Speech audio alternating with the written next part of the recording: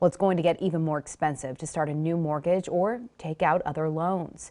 The U.S. Federal Reserve is expected to introduce another big interest hike today, the biggest in nearly 30 years, 0.75%. So if you have $100,000 in debt, you would pay $750 extra in interest a year.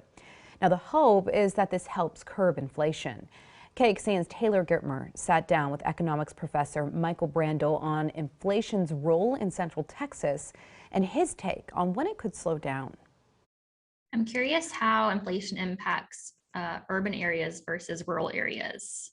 Is there any difference that economists see in that? People who live in rural areas still need to drive, right? They need to drive to be able to get to work. They need to be able to drive to be able to get to the store a lot further than somebody living, say, in downtown Austin, who could simply walk to the grocery store or walk to a restaurant or something, or take a bicycle when it's not 103 degrees outside.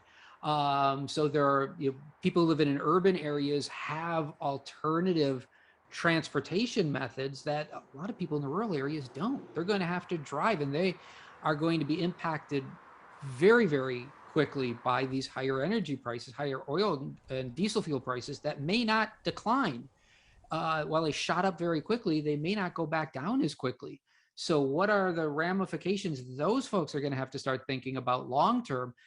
Can they continue to pay these $5 or $6 a gallon gasoline prices? You'll say no, and alternatives will now start to appear to be much more attractive than going back to the old way of doing things. Obviously, you can't predict the future, but what happens next? How is there a estimated timeline of how long we'll see these impacts? What can you say? Yeah, really, really good question. The answer is we don't know. And the reason why we don't know is, one, how are we going to be able to how are we going to get these bottlenecks in the energy industry straightened out? And one is refining. I mean, you just can't, like I said, flip the switch and bring the refining all back. It takes a long time. It's very, very costly. And so some people are saying that the high energy prices may be with us through the middle part of next year, at least. Some people are saying it may continue on for a whole nother year. Unless what happens is there's some significant changes in how we use energy, how we get from point A to point B, these higher prices might be with us for a very long time.